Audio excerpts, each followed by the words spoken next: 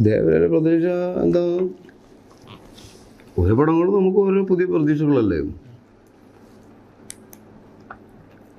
അതൊരു തെലുങ്ക് പടമാണ്, പുതിയ അത് ഫ്ലോറിനകത്താണ് ഫുൾ പടം ചെയ്യുന്നത്. നമ്മൾ ഫുൾ ഒറിജിനൽ ലൊക്കേഷൻസിലാണല്ലോ ഇവിടെ പടം ചെയ്യണത്. ഫ്ലോറിൽ ചെയ്യുമ്പോൾ കടലും ഐലൻഡും അല്ലെങ്കിൽ കപ്പലും ഒക്കെ ഫ്ലോറിൻ്റെ അകത്താണ്. അപ്പോഴാണ് ജുറാസിക് പാർക്കും സ്പൈഡർമാൻ പോലെയുള്ള പടങ്ങളും കിങ് കോങ്ങിൻ്റെ ഒക്കെ ബുദ്ധിമുട്ട് മനസ്സിലാവുന്നത്. കാക്കോട്ടും കാട്ടില്ലാന്ന് പറഞ്ഞിട്ട് ഫ്ലോറിൻ്റെ അകത്തല്ലേ നിൽക്കണത്. അതൊരു ആക്ടറാണെന്ന് വെച്ചാൽ ഏറ്റവും ബോറിംഗ് ആയിട്ടുള്ള പരിപാടി. ചലഞ്ചല്ല,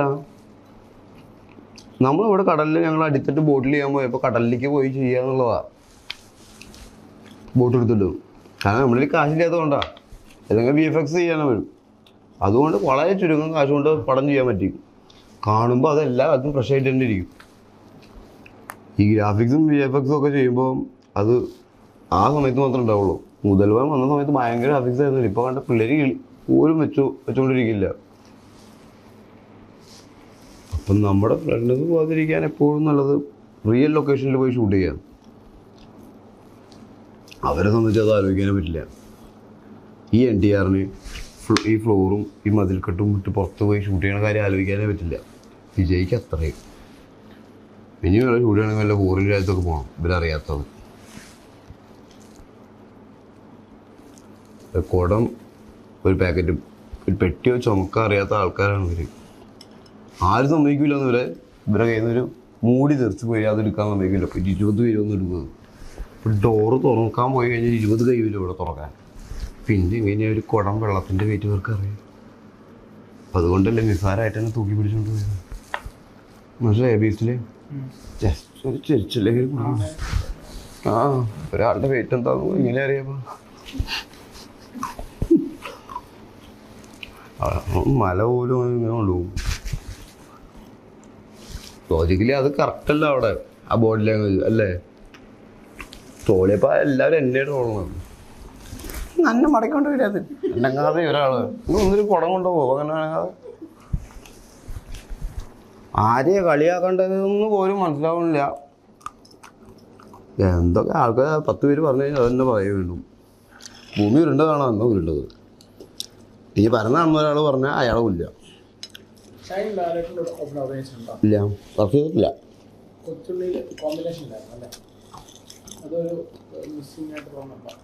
ഇല്ല, ഞാൻ ലൈഫിലുണ്ടായിരുന്നു. കൂടെ അഭിനയിക്കാനുള്ള ആഗ്രഹം ഇല്ലല്ലോ. കൂടെ ആരുടെ കൂടെ അഭിനയിക്കണം, നമ്മുടെ കൂടെ അഭിനയിക്കണം എന്നുള്ളതല്ല ആഗ്രഹം.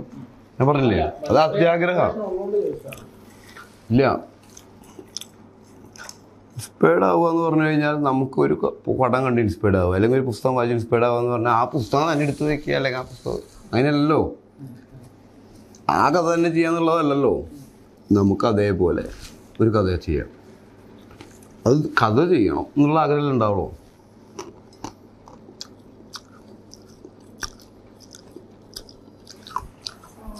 ആദ്യം ലോകം ഉണ്ടാവും തന്നെ ഇങ്ങനൊരു അത്യാഗ്രഹം. ആപ്പിൾ കഴിച്ചാൽ ദൈവത്തിനെ പോലെ ആകാം എന്ന് ആഗ്രഹിച്ചത്. ആപ്പിൾ കഴിക്കുക എന്നുള്ള ആഗ്രഹമെല്ലാം ഉണ്ടാവാൻ പാടുള്ളൂ അല്ലേ. പക്ഷെ അവർ കഴിക്കുമ്പോൾ എന്താ ആഗ്രഹിച്ചു? ദൈവത്തെ പോലെ ആകാം. അതിലാണ് പണി. അല്ലെങ്കിൽ ഈ പറഞ്ഞ പോലെ ആപ്പിൾ കണ്ടു, ഓക്കെ ആപ്പിൾ കഴിക്കും, എന്തെങ്കിലും വിശപ്പ് മാറും, ഓക്കെ ശരി. വിശപ്പിന് അപ്പുറത്തേക്ക് വേറൊരു ആഗ്രഹം വന്ന് ഓർക്കുന്നതാണ്. ദൈവത്തിനെ പോലെ ആകാൻ അവർ ഏതൻ തോട്ടത്തിലെ ആ പഴം കഴിച്ചു. ആഗ്രഹത്തിനേക്കാൾ പ്രശ്നം അത്യാഗ്രഹം. തുമ്പട് കാണും, തുമ്പാട് കാണും. അത് ലാസ്റ്റ് അത്യാഗ്രഹി നമ്മൾ തന്നെയാണെന്ന് മനസ്സിലാവില്ലേ പടം കണ്ടുകൊണ്ടിരിക്കണേ. നമ്മൾ അയാളെ കുറ്റം പറഞ്ഞ് ലാസ്റ്റ് അങ്ങനെ ചെയ്ത ഇത്ര കിട്ടുമായിരുന്നല്ലോ. അപ്പം മനസ്സിലായില്ലേ എന്താണ് അത്യാഗ്രഹം എന്ന്. എത്രയൊക്കെ അത്യാഗ്രഹം നമുക്ക് ഇങ്ങനത്തെ ബുദ്ധി തോന്നുന്ന സമയത്ത് അതേപോലെ തന്നെ അവിടെ നിന്നും അത്ര വരുന്നു. അത് അപ്പോഴാണ് മനസ്സിലായി ഞാനാണ് ഏറ്റവും വലിയ അത്യാഗ്രഹി എന്ന പടം കണ്ടു തീർന്നപ്പോൾ. ഞാൻ അതുവരെ മറ്റാളെ കുറ്റം പറഞ്ഞിരിക്കരുത്.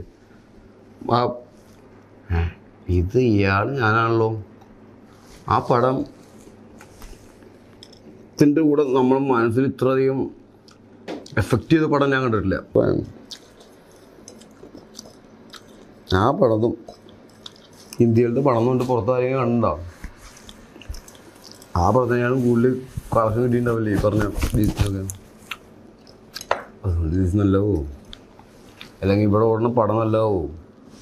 നല്ല പടങ്ങൾക്കാണ് കൂടുതൽ കളക്ഷൻ തരുന്നതല്ലല്ലോ. നല്ല പടങ്ങൾക്കല്ല ആളുകൾക്ക് കൂടുതൽ രസിക്കുന്നതും അതിൻ്റെ ആ ഒരു വിഭാഗത്തിന് പ്രത്യേകതയുണ്ട്. ഇവിടെ ഇപ്പം എല്ലാതരം കാറുകളും നമ്മുടെ ഇവിടെ പരസ്യം കാണിക്കില്ല അല്ലേ? ഇവിടുത്തെ ആൾക്കാർ കൂടുതൽ ആരാണ്? ആ വിഭാഗക്കാർക്ക് വാങ്ങാൻ പറ്റുന്ന കാറിൻ്റെ പരസ്യമല്ലേ കാണിക്കുള്ളൂ. പക്ഷേ എയർപോർട്ടിൽ കണ്ടു കഴിഞ്ഞാൽ നമ്മൾ വേറെ കാറുകളുടെ പരസ്യം കാണാം. അത് ഇവിടെ ടി വിയിൽ കണ്ടിട്ട് കാര്യമുണ്ടാവും. അപ്പം കാരണം ആ ടി വി കാണുന്നവർ എന്തായാലും ആ കാറ് വാങ്ങാൻ പോണില്ല, ആ കാറ് വാങ്ങുന്നവൻ ടി വിയും കാണുന്നില്ല. അവന് യാത്രയിലായിരിക്കും, ബിസിനസ് ടൂറിലായിരിക്കും. അവന് പരസ്യം ചെയ്യുമ്പോൾ അവൻ പോകുന്ന സ്ഥലങ്ങളിൽ പരസ്യം ചെയ്യണ്ടായി.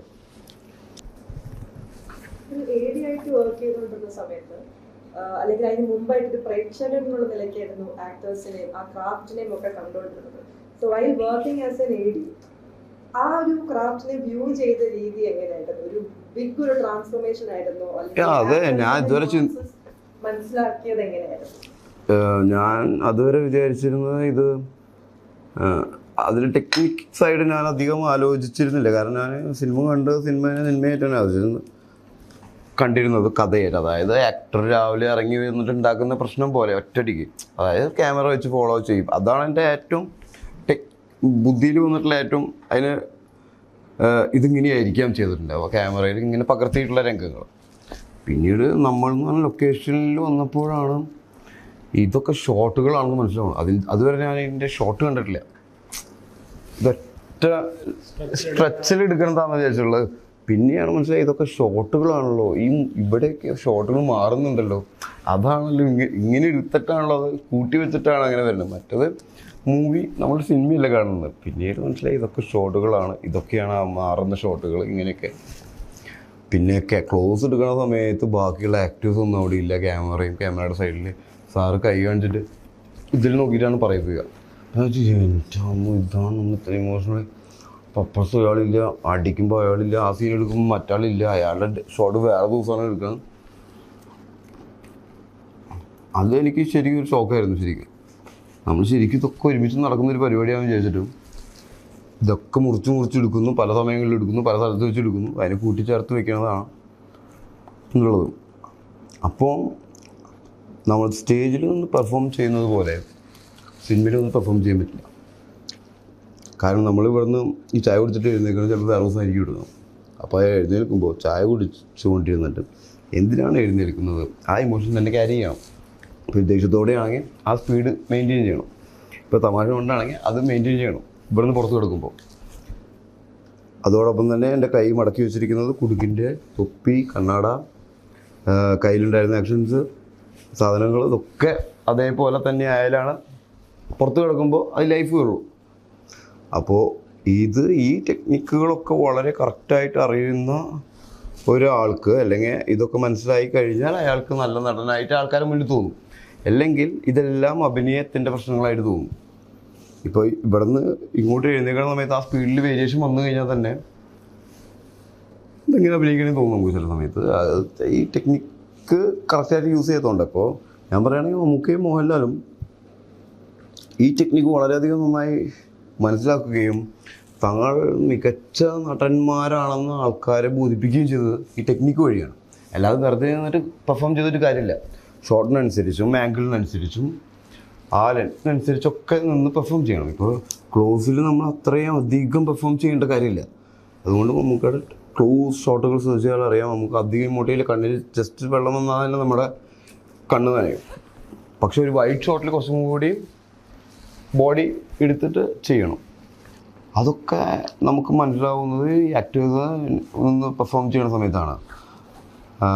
ഷൂട്ടിങ്ങിൻ്റെ സമയത്ത് ഇവർ ആ ഓരോ ഷോട്ടിന് വേണ്ടിയും പ്രിപ്പയർ ആവണത്. നമുക്ക് ചില ക്ലോസ് ഷോട്ട് എടുക്കാൻ പോകുന്നത് തന്നെ കവളിങ്ങനെ പിടിച്ച് ഇങ്ങനെ കണ്ട് തിരിയും, അപ്പോൾ ചോക്കും ഇങ്ങനെ. അതുകൊണ്ടാണ് നമുക്കവിടെ കവളിങ്ങനെ ചോന്നിരിക്കുന്നില്ലേ ചില ഷോട്ടിൽ. അപ്പോൾ എനിക്ക് ശരിക്കും ജീവിതത്തിൽ ആ കഥ നടക്കുമ്പോൾ അങ്ങനെ ഒരു സ്പേസ് ഇല്ലല്ലോ. പക്ഷെ ഷോർട്ടിൻ്റെ ഇടയിൽ പെട്ടെന്ന് ക്ലോസ് എടുക്കുമ്പോൾ ഇങ്ങനെ തുടുത്തിങ്ങനെ ഇരിക്കും. അങ്ങനെ പല ടെക്നിക്കുകളും ഉണ്ട് പുള്ളിക്ക്. പുള്ളി കുറച്ചും കൂടി ബ്യൂട്ടി കോൺഷ്യസ് ആണല്ലോ. പക്ഷേ എപ്പോഴും ആളുകൾ കൂടുതലും ബ്യൂട്ടിഫിക്കേഷനെ ശ്രദ്ധിക്കുന്നുണ്ട് സിനിമയിൽ. അത് എനിക്ക് മനസ്സിലായത് ഷൂട്ടിംഗ് കണ്ടതുകൊണ്ടാണ്. കാരണം അവർ ക്യാരക്ടർ ആവാൻ ശ്രമിക്കുന്നതിനേക്കാൾ കൂടുതൽ സിനിമ ആയതുകൊണ്ട് കുറച്ച് ഭംഗിയിലിരിക്കണം എന്ന് വിചാരിക്കുന്ന ഒരു കൺസെപ്റ്റ് ഉണ്ടായിരുന്നു നമുക്ക്. അതുകൊണ്ട് ഉറക്കത്തിന് എഴുന്നേറ്റ് വരുമ്പോൾ മുടിയും കറക്റ്റായിരിക്കും, ഡ്രസ്സും കറക്റ്റായിരിക്കുമല്ലോ. ഇപ്പോൾ വൃത്തിനൊക്കെ നോക്കിക്കഴിഞ്ഞാൽ അറിയാം, ഭയങ്കര കറക്റ്റായിട്ടുള്ള പെർഫെക്റ്റ് ആളായിരിക്കും, പെർഫെക്റ്റ് അക്ഷര സ്ഫുടതയിലൊക്കെ സംസാരിക്കും. പക്ഷെ അത് തന്നെയാണ് അവർ പുതിയൊരു ആക്ടർ ഉണ്ടാവാൻ സമയം എടുക്കുന്നത്. മമ്മൂക്കയും മോഹൻലാലിന് ശേഷം മമ്മൂക്കയും മോഹൻലാലും പോലെ തന്നെയാണ് ബാക്കിയുള്ള ആക്ടേഴ്സൊക്കെ ഉണ്ടായിരുന്നത്. പിന്നെ ഫഹദ് വരുമ്പോഴാണ് ചേഞ്ച് ഉണ്ടാവുക. ഫഹദ് വരുമ്പോൾ സംഭവിക്കുന്നത് ഫഹദിൻ്റെ പോലെയാണ് ചൂടാവുന്നത്, ഡയലോഗ് പറയണത്. അതുവരെ മമ്മൂക്കാരും മോഹൻലാലും പോലെയാണ് എല്ലാവരും ഡയലോഗ് പറയണത്. കാരണം അവരെ പോലെ ആവാനാണ് എല്ലാവരും നോക്കണം. അവരെ പോലെ ഇനി ഒരാളും ഉണ്ടാവില്ല, വേറൊരാളെ പോലെ ദ ബെസ്റ്റ് ആക്ടർ അല്ല എന്ന് ദ നെക്സ്റ്റ് ആക്ടർ ഉണ്ടാവുള്ളൂ. അപ്പോൾ പുതിയൊരാൾ വരുമ്പോൾ അയാളുടെ ശൈലികളാണ് ആളുകൾക്ക് കാണേണ്ടത്. മറ്റവരെ കണ്ടു കഴിഞ്ഞല്ലോ. അപ്പോൾ നമ്മൾ പടം ഷൂട്ടിങ് കാണുമ്പോഴും നമ്മുടെ ഉള്ളിൽ ഈ ഐഡിയാസൊക്കെയാണ് വരുന്നത്. ഇതിപ്പോൾ ഇവർ ചെയ്യുന്നതൊക്കെ ഓക്കെ, ഭയങ്കര പെർഫെക്റ്റ്. പക്ഷേ ഇതേപോലെ തന്നെ നമ്മൾ ചെയ്തിട്ട് ഒരു കാര്യമില്ല. അപ്പോൾ ഞാൻ അഭിനയിക്കുന്ന സമയത്താണെങ്കിലും ഈ ക്ലീൻ എന്ന് പറയുന്ന സാധനത്തിൽ ഞാൻ വിട്ടുപിടിക്കാൻ ശ്രമിക്കാറുണ്ട്. നാച്ചുറലായിട്ട് ഒരാൾക്ക് ഉണ്ടാകുന്ന വേർപ്പും അല്ലെങ്കിൽ ഷർട്ട് ചുളിയുന്നതും അല്ലെങ്കിൽ മുഷിയുന്നതും ഒക്കെ കൊണ്ടുവരാൻ ശ്രമിച്ചിട്ടുണ്ട്. അതൊക്കെ ഞാൻ അസിസ്റ്റന്റ് ഡയറക്ടറായിട്ട് നിന്ന് ലൊക്കേഷനിൽ നിന്ന് കാണുന്നതുകൊണ്ടാണ്. ഷോർട്ടിന് മുന്നേ ഇവരെല്ലാവരും വൃത്തിയാവും വീണ്ടും. ആ ആവശ്യമുള്ള ക്യാരക്ടറിന് മാത്രം അങ്ങനെ വൃത്തിയായാൽ മതി. അതുകൊണ്ടാണ് മമ്മൂക്കയൊക്കെ ഭരതൻ്റെ പടത്തിലും പത്മരാജൻ്റെ പടത്തിലൊക്കെ മമ്മൂക്കയും മോഹൻലാലും ചെന്ന് അഭിനയിക്കുമ്പോൾ അവർ ഭയങ്കര ഡിഫറെൻ്റ് ആയിട്ടിരിക്കുന്നു. അവർ കുറച്ചും കൂടി നാച്ചുറൽ ക്യാരക്ടറായിട്ട് തോന്നില്ലേ. മറ്റുള്ളവരൊക്കെ കുറച്ചൊരു ഒരുക്കം നമുക്ക് ഫീൽ ചെയ്യാമല്ലോ, റിഫൈൻഡ് ആയിട്ടും. ഇപ്പോൾ ഫൈറ്റ് കഴിഞ്ഞ് വരുമ്പോഴാണെങ്കിലും പിന്നെ ലാലേട്ടനിലാണ് മുടിയൊന്നും മാറിക്കിടക്കുന്നതും ഷർട്ടൊന്നും മാറിക്കിടക്കുന്നതൊക്കെ. അധികം ആൾക്കാരിലും അങ്ങനെ വരില്ല. അവരൊന്നും കൂടി മിനുക്കിയിട്ടാണ് വരുള്ളൂ ഷോർട്ടിന് മുന്നേ. ആ മിനുക്കുന്നത് ബ്യൂട്ടിഫിക്കേഷൻ അല്ല ശരിക്കും വേണ്ടത്, ക്യാരക്ടറൈസേഷനിലേക്ക് ആവുകയാണ് വേണ്ടത്. സിനിമയിൽ ബ്യൂട്ടിഫിക്കേഷന് ഒരു സ്ഥാനമില്ല.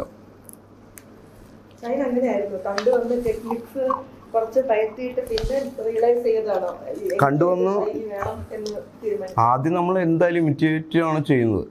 കാരണം മോഹൻലാലിനും മമ്മൂക്കയും ചെയ്ത നമ്മൾക്കൊരു ഷോട്ട് കിട്ടുമ്പോൾ നമ്മൾ മുന്നേ കണ്ട പടങ്ങളിലെ ഷോട്ടുകളൊക്കെ വെച്ചിട്ട് അതേപോലത്തെ ഷോട്ട്, അതുപോലത്തെ അഭിനയമാണ് വേണ്ടത്, അങ്ങനെ ചെയ്യും. ആദ്യം നമുക്ക് ആളുകൾ അത് റെക്കഗ്നൈസ് ചെയ്യാതെയും നമുക്ക് പ്രശ്നമില്ലാതെയും പോകുന്നതെന്ന് വെച്ചാൽ അവരുടെ ബോഡി അല്ല, അതേപോലത്തെ ബോഡി ഇല്ലാത്തതുകൊണ്ട്. ഇപ്പോൾ ലാലേട്ടൻ്റെ പോലത്തെ ബോഡി ഉള്ള ഒരാളാണെങ്കിൽ പെട്ടെന്ന് കണ്ടുപിടിക്കില്ല ലാലേട്ടൻ ചെയ്തതാണ് ചെയ്യുന്നത്. എൻ്റെ ബോഡി അതായത് തീരെ സാമ്യമില്ലാത്തതുകൊണ്ട് കണ്ടുപിടിക്കപ്പെട്ടിട്ടില്ല. പിന്നീട് നമ്മൾ ഫഹദിൻ്റെ അഭിനയം കണ്ടിട്ട് നേരിട്ട് അപ്പോഴാണ് കുറച്ചും കൂടി കോൺഫിഡൻ്റ് ആയി. ഇത് ഫഹദ് ചാപ്പാക്കുരിശില്ലേ, ഇത് ഫഹദ് ചൂടാവണ പോലെ തന്നെയുള്ളൂ, ഇത് വളർന്നുമ്പോൾ മനസ്സിലാവണം. മമ്മൂട്ടി ചൂടാവണ പോലെ ചൂടായിട്ട് കാര്യമില്ലല്ലോ. നമ്മൾ അതുവരെ ചൂടാവണത് സുരേഷ് ഗോപി ചൂടാവണ പോലെയും മമ്മൂക്ക ചൂടാവണ പോലെയും ലാലേട്ടനെ അടിക്കണ പോലെ ഇടിക്കണ പോലെ ചിരിക്കണ പോലെയൊക്കെയാണ്. അപ്പോൾ അത് നല്ലൊരു പരിപാടിയാണ്. ഫഹദ് പക്ഷേ ആദ്യം വന്ന സമയത്ത് അങ്ങനെ ആയിരുന്നില്ല. രണ്ടാമത് ചാപ്പാക്കുരിശിലൊക്കെ വരുന്ന സമയത്ത് ഫഹദിനെ പോലെ പെർഫോം ചെയ്യാൻ തുടങ്ങി. അത് ഭയങ്കര ഒരു കോൺഫിഡൻസ് ഉണ്ടാക്കിയത്. ഇപ്പോൾ എന്നെ പോലെയുള്ളൊരു പയ്യൻ എളുപ്പമുള്ള ആളാണ് ഫഹദ്, അത്ര ഹൈറ്റും എല്ലാം. ഞാൻ അവരെ പോലെ ചെയ്യേണ്ട നമ്മളെപ്പോലെ തന്നെ ചെയ്താൽ മതിയായിരുന്നു. അത് ആ ആക്ട് ചെയ്യണ സമയത്ത് തന്നെ ഒരുപാട് ഹെൽപ്പ് ചെയ്തിട്ടുണ്ട്.